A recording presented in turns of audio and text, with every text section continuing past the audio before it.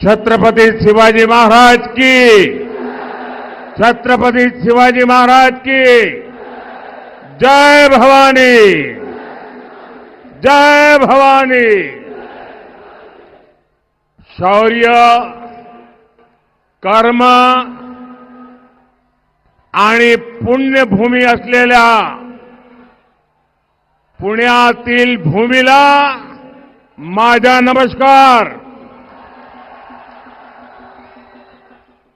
कसे आहेत सर्व पुणेकर?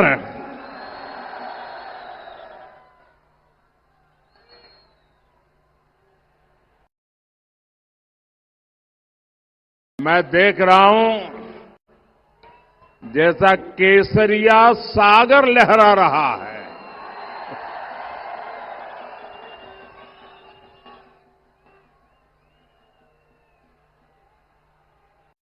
ये जो बच्चे इतने प्यार से तस्वीरें वगैरह लेके आए हैं, मेरी प्रार्थना है कि उनको नीचे बिठाइए। ये कब से ऐसे ही खड़े हैं। मैं आपका धन्यवाद करता हूं, आप जो प्यार दिखा रहे हैं। बच्चों को कहिए आराम से बैठे। हाँ बैठिए बेटा, आप बैठिए। देख लिया मैंने, तस्वीर देख ली। हाँ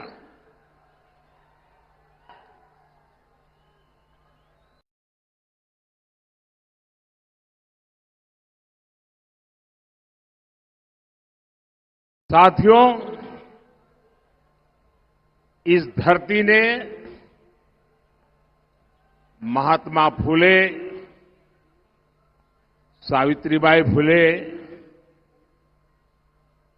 ऐसे अनेक संत समाज सुधारक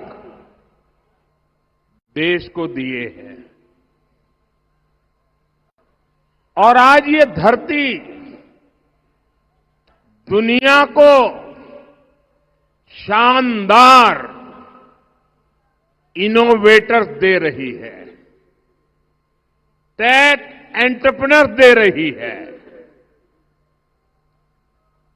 पुणे जितना प्राचीन है उतना ही फ्यूचरिस्टिक है। ये जरा माइक की व्यवस्था देखने वाले, मुझे लगता है आपका इकोसिस्टम चल रहा है, क्योंकि मैं जब शुरू में सुन रहा था तो इको नहीं था। कहीं आपने इको चालू कर दिया है क्या?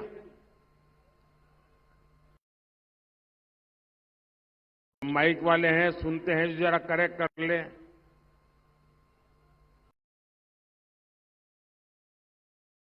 मुझे इको की जरूरत नहीं है, 140 करोड़ लोगों का इको बड़ा जबरदस्त है।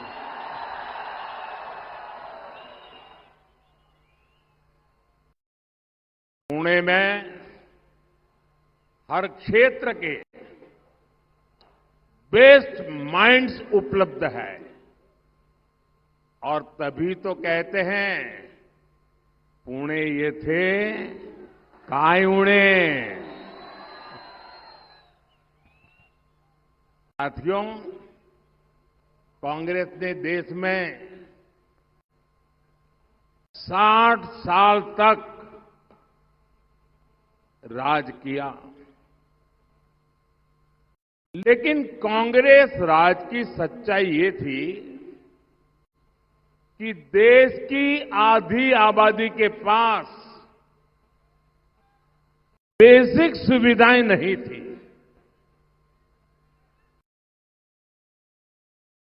और अभी तो हमें सिर्फ 10 साल आपकी सेवा करने का अवसर मिला है, सिर्फ 10 साल। लेकिन इन 10 वर्षों में हमने मूलभूत आवश्यकताओं को पूरा तो किया ही, और साथ ही हर वर्ग की आकांक्षाओं को पूरा करने में जी जान से जुटे रहे। आवश्यकता और आकांक्षा दोनों की पूर्ति के लिए एक विजन लेकर जीवन खपा रहे हैं। आप भी जानते हैं, कोई शहर में रहे या गांव में, अच्छी सड़कों को देखकर, आधुनिक इंफ्रास्ट्रक्चर को देखकर उसका मन प्रसन्न हो जाता है कि नहीं हो जाता है? होता है कि नहीं होता है? जरा जवाब देते भी रहिए भाई, ऐसे ही बैठे रहने का नहीं दूंगा मैं। अगर मैं करता हूं मेहनत तो आपको भी करनी पड़ेगी।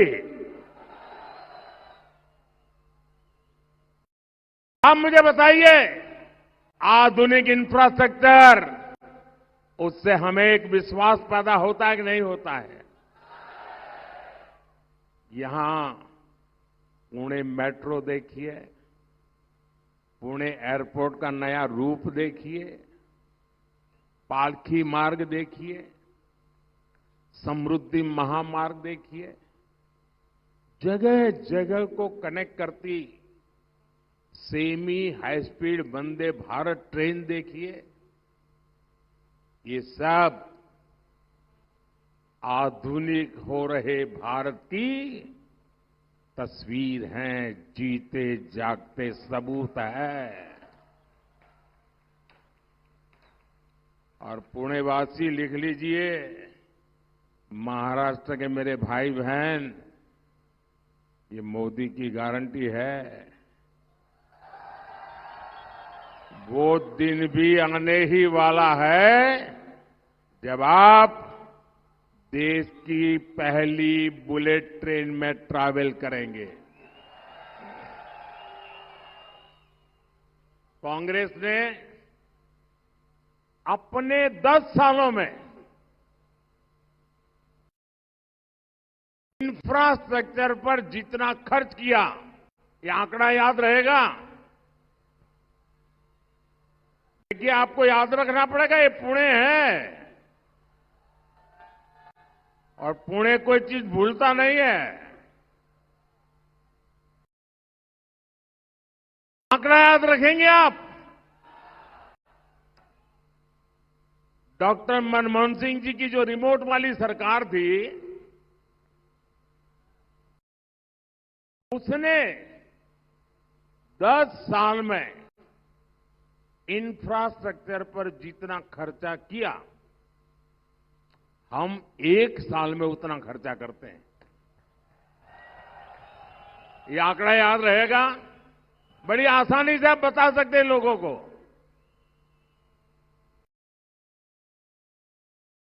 कल अखबारों में सब नहीं छपेगा, मैं आपको बता के रखता हूं। तो कहीं फोन करके पूछेंगे छापे कि न छापे। यही है ना हाल यहां। भाई और बहनों, आज का भारत अपने युवाओं के इनोवेशन, युवा टैलेंट और टेक्नोलॉजी पर भरोसा करते हुए आगे बढ़ रहा है। स्टार्टअप इंडिया का कमाल देखिए, सिर्फ 10 साल में ही भारत के युवाओं ने 1.25 लाख से ज्यादा स्टार्टअप बना दिए हैं। ये आंकड़ा याद रहेगा? कितने?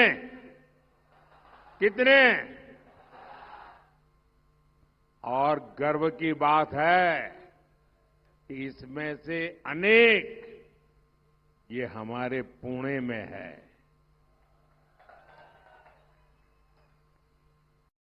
हमने जो रिफॉर्म, परफॉर्म, ट्रांसफॉर्म, ये जो हमारा मिशन है ना, हमने जो रिफॉर्म्स किए हैं, नीतिगत बदलाव किए हैं, उसका परिणाम मैपिंग के क्षेत्र में नजर आ रहा है। अंग्रेजों के जमाने में कानून बने पड़े थे, मैपिंग नहीं कर सकते, हमने सब उखाड़ के फेंक दिया। और आज मेरे देश के नौजवान उसमें आगे बढ़ रहे हैं। स्पेस हो, उसको हमने ओपन कर दिया। डिफेंस हो, ऐसे हर सेक्टर को युवा इनोवेशन, एंटरप्रेन्योरशिप के लिए आज हिंदुस्तान ने खोल दिया है। देश में पहली बार ऐसी नेशनल एजुकेशन पॉलिसी लागू हुई है जो इनोवेशन को बढ़ावा देती है। और पुणे में तो बुद्धिमान नौजवान है। आपके लिए मैं खुशखबरी देता हूं, हमने इस बार बजट में जो इंटरिम बजट था 1,00,000 करोड़ रुपया,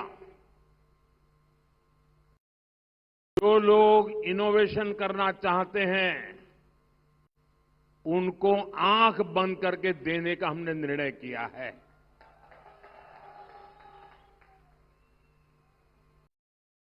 साथियों, देश दुनिया में भी अपनी दमक दिखा रहा है। आज हमारा एक्सपोर्ट रिकॉर्ड स्तर पर है, एफडीआई रिकॉर्ड स्तर पर है। और मेरे देश के नौजवान जो इनोवेशन कर रहे हैं, आज जो पेटेंट फाइल हो रहे हैं, आज हिंदुस्तान के इतिहास में सबसे ज्यादा पेटेंट मेरे देश के नौजवान फाइल कर रहे हैं।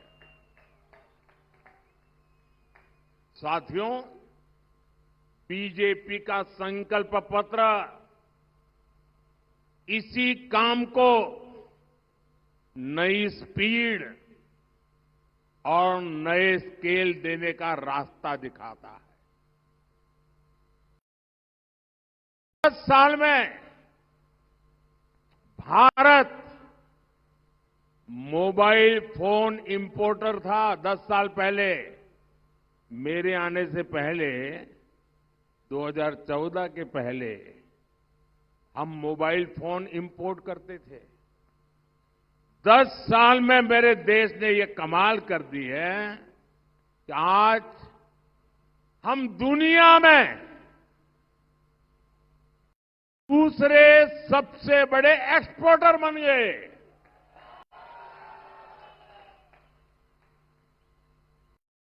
और पुणे वालों, आपके लिए और एक खबरी।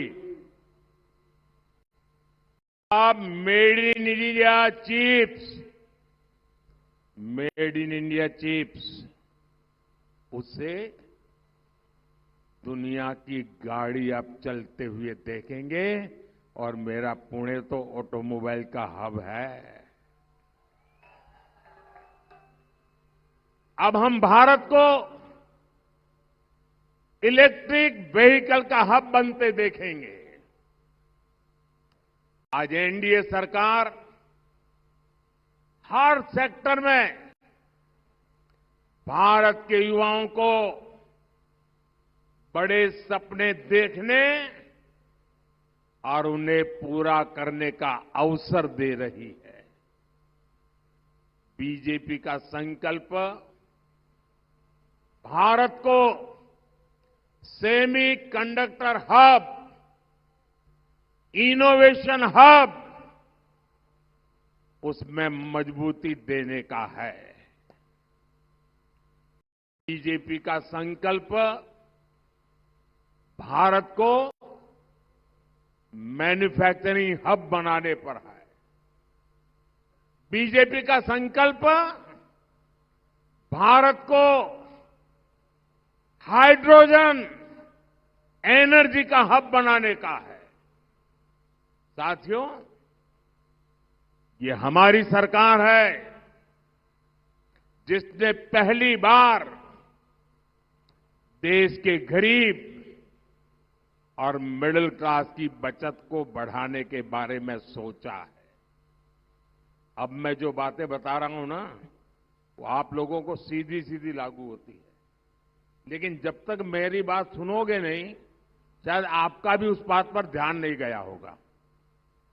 काम कैसे होता है, मैं एक एक चीज, छोटी छोटी चीजें आज आपके साथ बात करने के लिए आया हूं।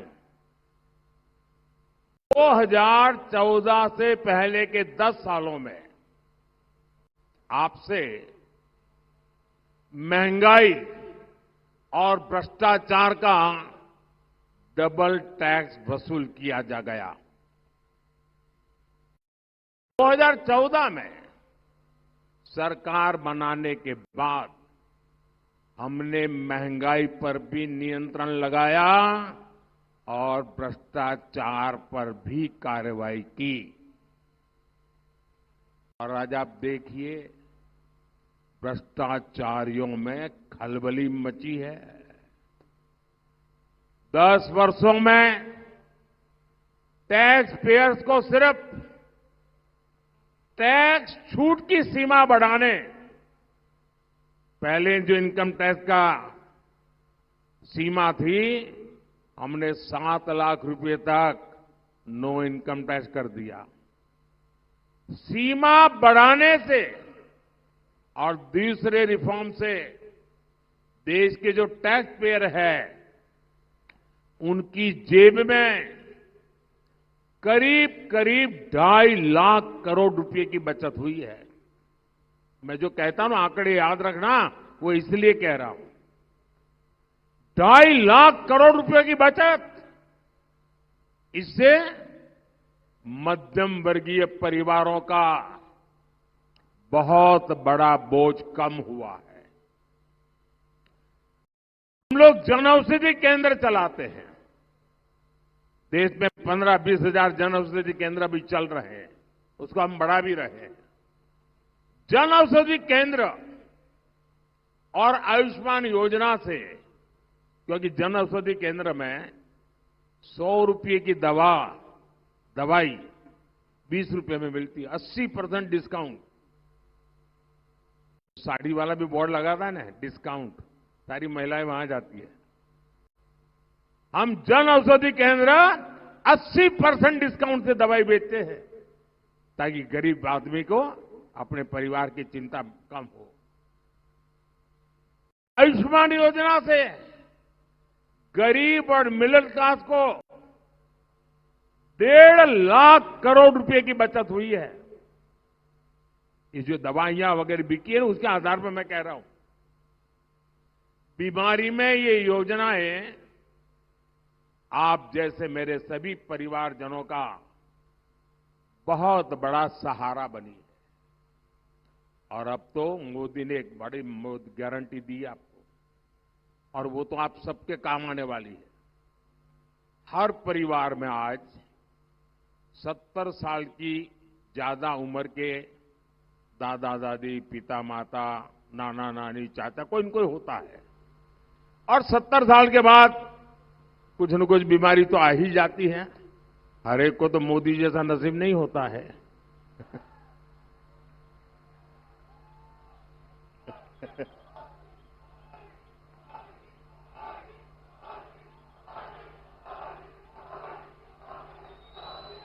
अब जो मेहनत करने वाला, कमाने वाला परिवार में व्यक्ति है, उसके सामने दुविधा रहती है, चिंता रहती है। एक तरफ बच्चों को आधुनिक शिक्षा देनी है, बच्चों के सपने पूरे करने हैं, उनकी आवश्यकता हो। दूसरी तरफ परिवार में बुजुर्ग माता पिता हैं, दादा दादी है, चाचा चाची हैं, उनको खाने पीने का प्रॉब्लम नहीं है, लेकिन दवाई, बीमारी, ये हर मेहनत करने वाले परिवार के लिए चिंता का विषय होता है। आप जो लोग मेहनत करके कमाते हैं और आज अभी अपने माता पिता का दवाई का बोझ भी उठाते हैं, मोदी की गारंटी है, आप जैसे अपने माता पिता का 70 साल से ऊपर के लोगों का दवाई का जो खर्च करते हैं, अब ये बेटा करेगा, मोदी करेगा। 70 साल से ऊपर का किसी भी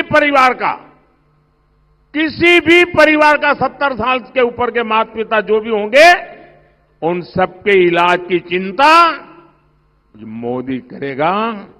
ये मोदी की गारंटी है।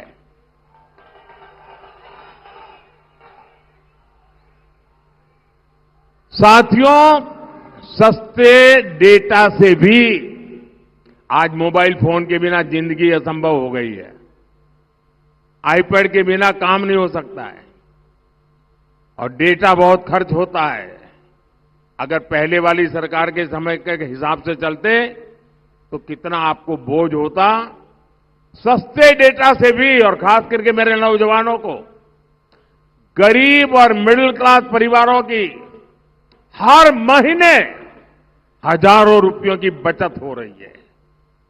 इसी के बलबूते आज मेरे देश का युवा डेटा गवर्नेंस में, डेटा माइनिंग में, आर्टिफिशियल इंटेलिजेंस में नए नए कीर्तिमान गढ़ रहा है।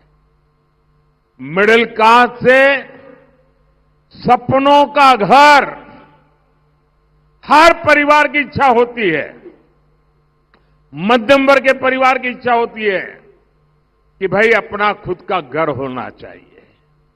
किराए में बच्चों को रहना पड़े ऐसा कोई पसंद नहीं करता, लेकिन वो बहुत मेहनत करके पैसे बचा करके किसी योजना में जाता था, किसी स्कीम लॉन्च कर दी, उसमें बुक करवा देता था, पैसे देता था और बाद में सब गफले महसूस होते थे। मध्यम वर्ग के परिवार को घर मिले, सुरक्षित घर मिले, उसने जो तय किया है वो घर मिले, इसके लिए देश में हमने कानून बनाया, रेरा का कानून। और इस रेरा के कानून के कारण करोड़ों मध्यम वर्गीय परिवारों का सुरक्षा कवच बन गया है। साथियों, हमारी सरकार सबका साथ सबका विकास के मंत्र पर काम कर रही है और मोदी उनको पूछता है जिनको पहले की सरकारों ने पूछा तक नहीं था। मैं आपको एक उदाहरण देना चाहता हूं आज, और पुणे में आया हूं तो शायद ये बात बहुत आसानी से आप समझ पाओगे। हमारे शहरों में रेहड़ी, ठेले, फुटपाथ पर काम करने वाले साथी, ये कोई मोदी आया उसके बाद आए क्या?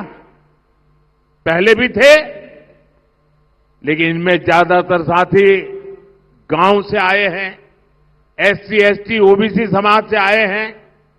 उसमें हमारी बहनें काम करती है।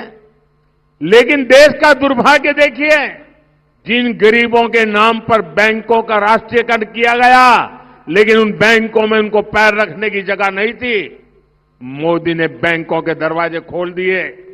रेहड़ी पटरी वालों को फॉर्मल बैंकिंग से जोड़ने का काम किया, पीएम स्वनिधि योजना शुरू की। पुणे सहित देश भर में करीब 70 लाख ऐसे साथियों को 10,000 करोड़ रुपए से अधिक बिना गारंटी लोन मिल चुका है।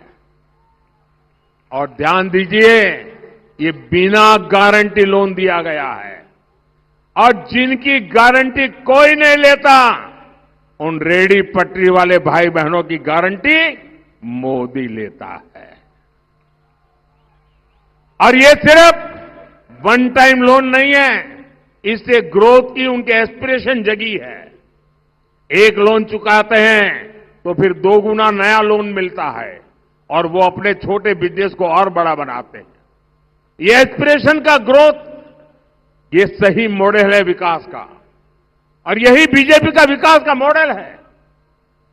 साथियों, महाराष्ट्र ने लंबे समय तक राजनीतिक अस्थिरता का दौर देखा है, और आज मुझे कुछ कहने से पहले, और मैं जो बोलूंगा कोई अपने व्यक्तिगत सर पे न ले टोपी, लेकिन हमारे यहां कहते हैं कि कुछ भटकती आत्माएं होती है, जिनकी इच्छाएं पूरी नहीं होती, जिनके सपने अधूरे रह जाते हैं, वो आत्माएं भटकती रहती हैं। और फिर खुद का नहीं हुआ तो औरों का भी बिगाड़ने में उनको मजा आता है। हमारा महाराष्ट्र भी ऐसी भटकती आत्माओं का शिकार हो चुका है। आज से 45 साल पहले यहां के एक बड़े नेता ने अपनी महत्वाकांक्षा के लिए इस खेल की शुरुआत की और तब से महाराष्ट्र एक अस्थिरता के दौर में चला गया और कई मुख्यमंत्री अपना कार्यकाल भी पूरा नहीं कर पाए। ये विपक्ष को ही अस्थिर नहीं करते, ये आत्मा कुछ भी कर देती है। वो अपनी पार्टी में भी ऐसा ही करते हैं और ये आत्मा ऐसा करती है, परिवार में भी कर देती है। 1995 में जब बीजेपी शिवसेना की सरकार आई तो भी ये आत्मा उस सरकार को अस्थिर करने के काम में लग गई और 19 में तो उन्होंने जनादेश को ही इतना बड़ा अपमान किया, वो महाराष्ट्र की जनता भली भांति जानती है। और आज सिर्फ महाराष्ट्र को अस्थिर करना ही आत्मा को संतोष नहीं होता है, देश में अस्थिरता पैदा करने का खेल चल रहा है। आज भारत को ऐसी भटकती आत्माओं से बचा करके देश में एक स्थिर, मजबूत सरकार की तरफ आगे बढ़ना बहुत जरूरी है दोस्तों। और मैं तो चाहूंगा महाराष्ट्र में जो ये महायुति है हमारी, वो मजबूती के साथ ऐसे आगे बढ़े कि पिछले 25-30 साल की जो कमियां रही हैं वो सारी कमियां पूर्ण करके विकसित भारत के सपने को ड्राइविंग इंजन देने का काम करे शिंदे जी, देवेंद्र जी और अजीत जी के नेतृत्व में। साथियों, बीजेपी एनडीए सरकार महाराष्ट्र को विकास की नई ऊंचाई पर ले जाने के लिए काम कर रही है, लेकिन दूसरी तरफ कांग्रेस और अघाड़ी वालों का उनका मॉडल क्या है? कांग्रेस के शाहजादे को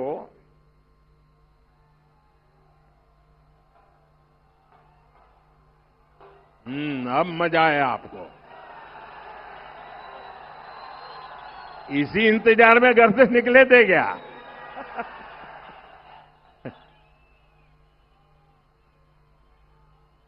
ये कांग्रेस के शहजादे को पूछो कि गरीबी से कैसे हटती है, तो वो कहते हैं खटाखट खटाखट।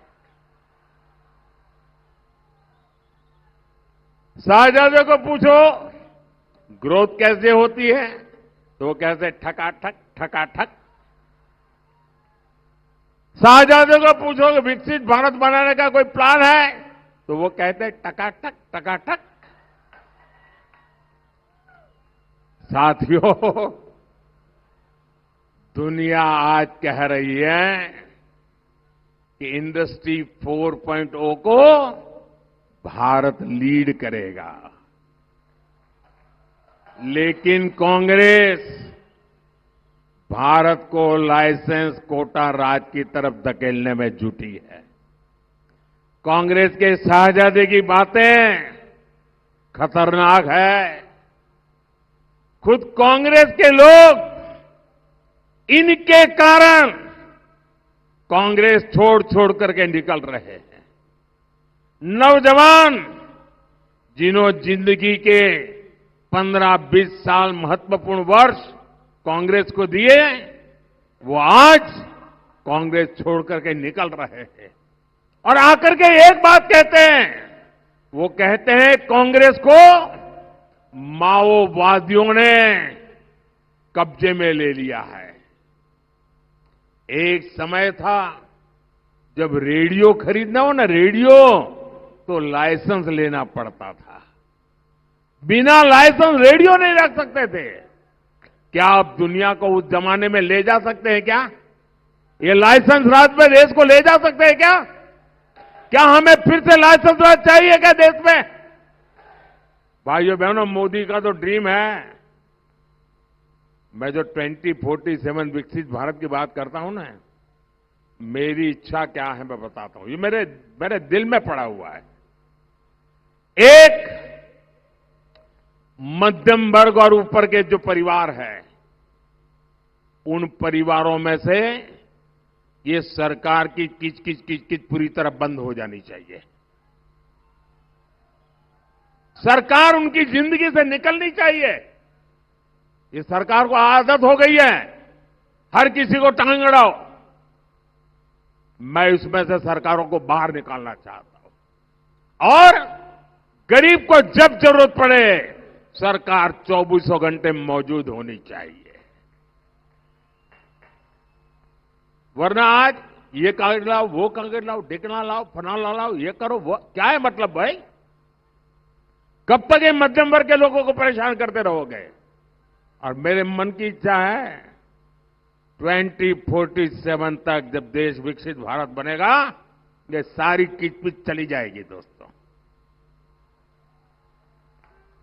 आप जैसे परिश्रमी लोग जो दिन रात मेहनत करके अपना परिवार आगे बढ़ा रहे हैं, देश के विकास में योगदान दे रहे हैं, अब ये साहजादे की नजर आपकी मेहनत की कमाई पर पड़ी है। ये लोग अब कह रहे हैं कि आप जो वेल्थ क्रिएट करते हैं, आप जो कमाते हैं, उसका एक्सरे करेंगे। आपके लॉकर का एक्सरे होगा, अंदर क्या पड़ा है। आपके घर का एक्सरे होगा, अंदर क्या पड़ा है। एक्सरे होगा कितनी गाड़ियां हैं, एक्सरे किया जाएगा। आपकी संपत्ति, आपके पास जो स्त्री धन होगा, उसकी जांच होगी। आपके मंगलसूत्र की जांच होगी। साथियों, ये कांग्रेस के महाशय कह रहे हैं कि इनहेरिटेंस टैक्स लगाने की सोच रहे हैं। मतलब आपने जो संपत्ति अर्जित की है, हिंदुस्तान का हर मां बाप, उसके मन में इच्छा रहती है कि मैं जो कुछ भी कमाता हूं कुछ न कुछ बचाऊं, ताकि मरने के बाद अपने संतानों को कुछ दे करके जाऊं। हर मां बाप ये चाहता है, खुद खर्चा नहीं करता है, पैसे बचाता है अपने संतानों को देने के लिए। अब आप नहीं दे पाएंगे। आपके पास अगर 2 घर है तो ये घर ये कब्जा कर लेंगे। 2 गाड़ी है तो 1 गाड़ी कब्जा कर लेंगे। खेत 10 एकड़ का है तो 5 एकड़ गया। और आधे से अधिक 55% टैक्स लगा करके वो लूटने की बात कर रहे हैं जी।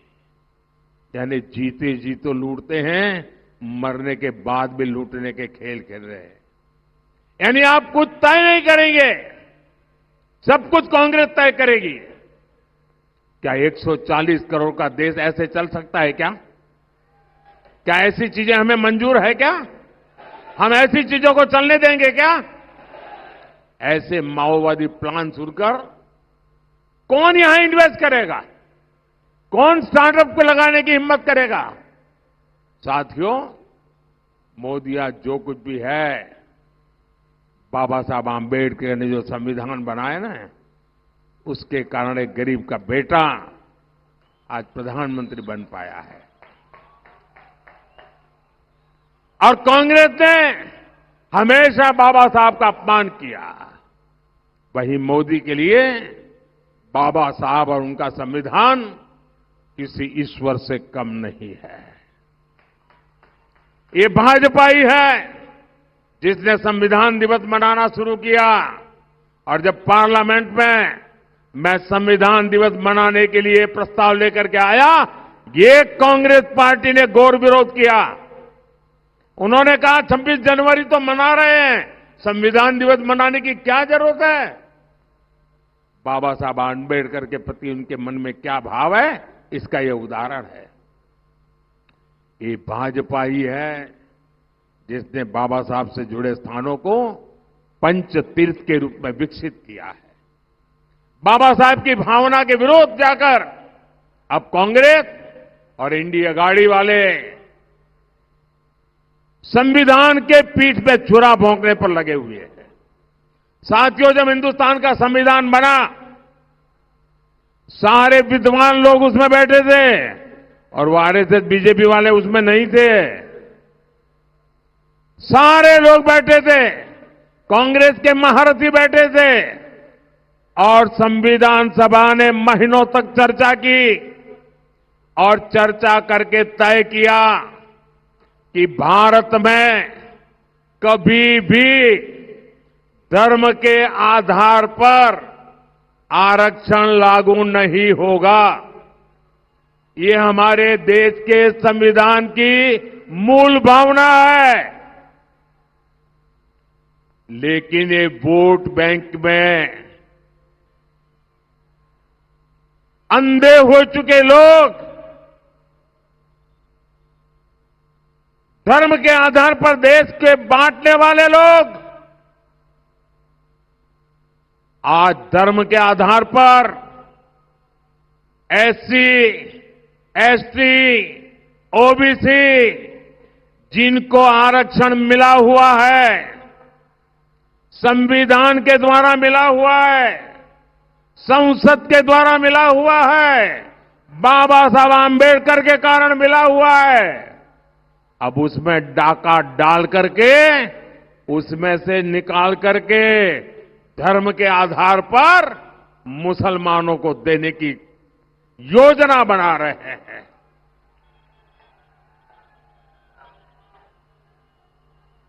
क्या इस देश का कोई दलित आरक्षण के हक को छोड़ करके मुसलमानों को दे सकता है क्या?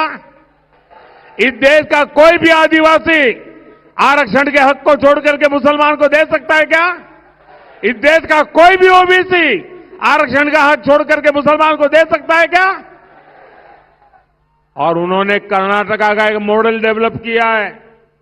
ये कर्नाटका मॉडल क्या है? सुप्रीम कोर्ट ने उनको मना कर दिया कि धर्म के आधार पर नहीं कर सकते हो। कांग्रेस को लताड़ा सुप्रीम कोर्ट ने, उसके अब नई चालाकी की। उन्होंने कर्नाटका में क्या किया, रातों रात सभी मुसलमानों को एक फतवा निकालकर ओबीसी बना दिया। सबको ओबीसी बना दिया, सर्कुलर निकाल दिया, थप्पा मार दिया। और जैसे ही वो रातों रात ओबीसी बने, सुबह ओबीसी के पास जो 27% आरक्षण था उस पर डाका डाल करके आधे से ज्यादा माल वो उठा गए। ओबीसी वाले सारे लटकते रह गए। मुझे बताइए भाइयों, क्या इस देश में चलेगा क्या ऐसा? ये इंडी अगाड़ी वाले जरा कान खोल के सुन लो, मोदी भी जिंदा है।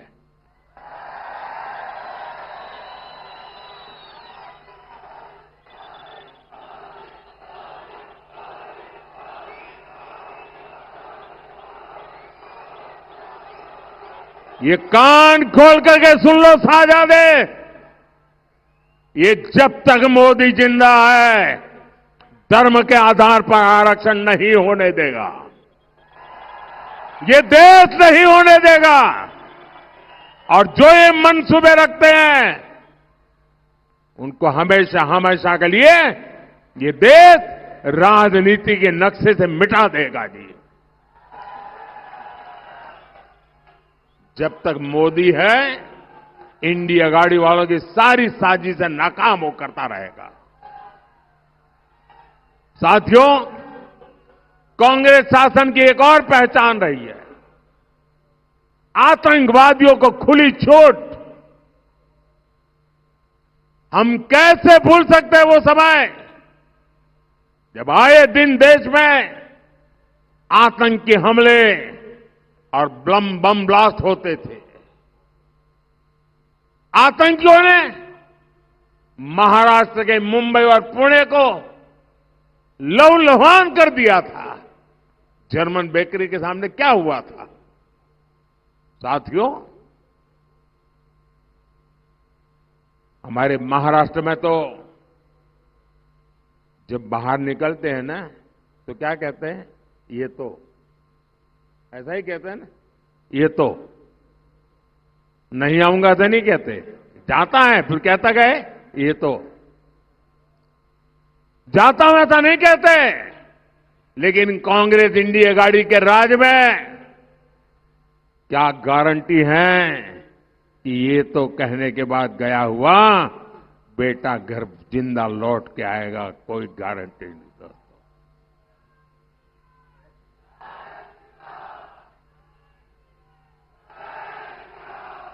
10 साल पहले हिंदुस्तान में आतंकी हमले होते थे कि नहीं होते थे? मुंबई में आए दिन बम धमाके होते थे कि नहीं होते थे? काशी में बम धमाके होते थे कि नहीं होते थे? अयोध्या में बम धमाके होते थे कि नहीं होते थे? आज बंद हुए कि नहीं हुए दोस्तों?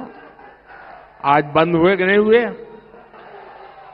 जो यहां पड़ोस में से ये धमाके फमाके करने की आदत हो गई थी ना, और जो आतंकवादी भेजते थे उनको आज आटे के लाले पड़ रहे जी।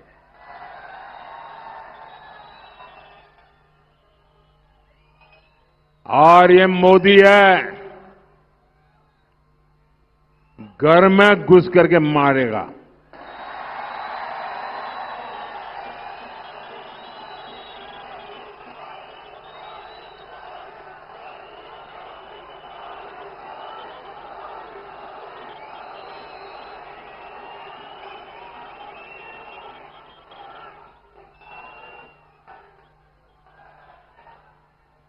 ये पीएफआई के लोग, आतंकी साजिश करने वाले लोग, बहुत बड़ा संगठन, शस्त्रों की ट्रेनिंग, आए दिन देश में धमाके करते रहना, उस पीएफआई पर हमने प्रतिबंध लगा दिया। उनके बड़े बड़े 30 मार्का जेलों में सड़ रहे हैं। और ये कांग्रेस वाले चुनाव वोट के लिए उनका सहयोग लेने केरल पहुंच गई जी। क्या ऐसे लोग आपको सुरक्षा दे सकते हैं क्या? ऐसे लोग आपका भला कर सकते हैं क्या? कांग्रेस और इंडिया गाड़ी के ये तुष्टीकरण के कारण आतंकवाद से देश में हाहाकार मचने लगा, तो कांग्रेस ने एक और गहरी साजिश रची थी।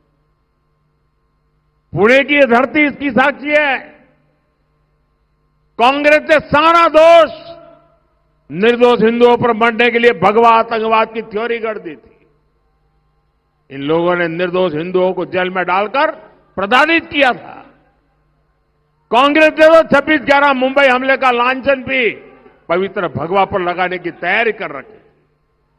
कांग्रेस वाले तो भगवा को आतंकी कहने वाली किताबें तक छाप करके बैठे थे।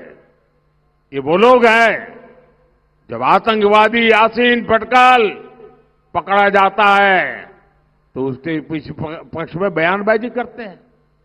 ये वो लोग हैं जो आतंकी याकूब मेमन को फांसी रुकवाने के लिए आधी रात को न्यायालय तक खुलवा देते हैं। साथियों, ये समय भारत का है। वो वक्त चला गया, सदियों पुराने सपने पूरा करने का सामर्थ्य हम रखते हैं दोस्तों। 500 साल पुराना सपना,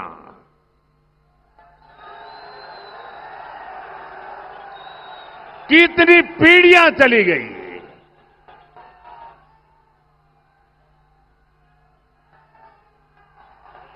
लाखों लोग शहीद हुए प्रभु राम का मंदिर बनाने के लिए। आज अयोध्या में रामलला भव्य मंदिर में विराजमान है कि नहीं है? क्या देश आजाद हुआ उसके दूसरे दिन ये काम होना चाहिए था कि नहीं होना चाहिए था?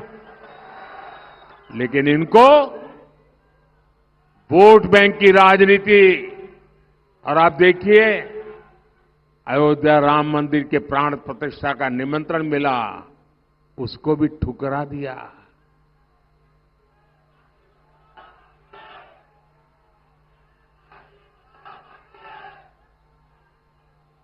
साथियों, इस देश में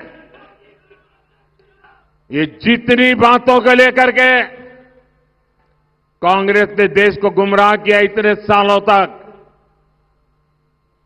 अब देश सपने भी लेकर के चलता है, संकल्प लेकर के भी चलता है। और साथियों, मैं आपको विश्वास दिलाता हूं, आपके सपने ये मोदी का संकल्प है।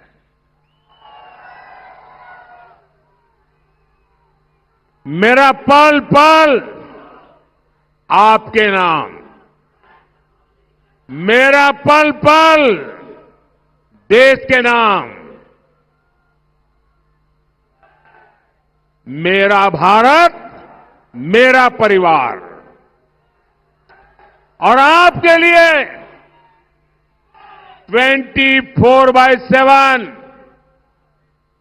आपके लिए 24/7 फॉर 2047, ये मोदी की गारंटी है।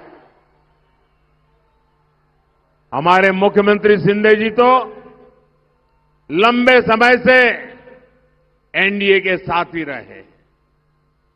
देवेंद्र फडणवीस जी के पास भी बेहतरीन अनुभव है, और अब अजित दादा हो या राज ठाकरे जी हो, ये सब भी हमारे साथ जुड़ गए हैं। ये जो महायुति बनी है, ये विकसित भारत, विकसित महाराष्ट्र बनाने के लिए बनी है। और इसलिए पुणे में भाई मुरलीधर मोहोल जी, बारामती में बहन सुनेत्राताई पवार जी, शिरूर से शिवाजीराव पाटिल जी, और मावल से श्रीरंग बारने जी, हर पोलिंग बूथ में इनको विजयी बनाना है। हर पोलिंग बूथ में विजयी बनाएंगे। पहले के वोटिंग के सारे रिकॉर्ड तोड़ेंगे।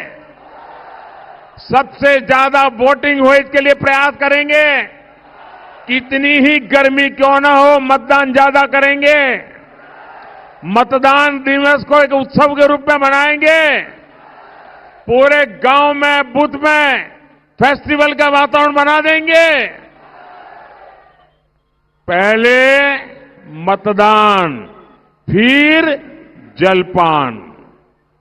पहले मतदान, फिर जलपान। याद रखोगे?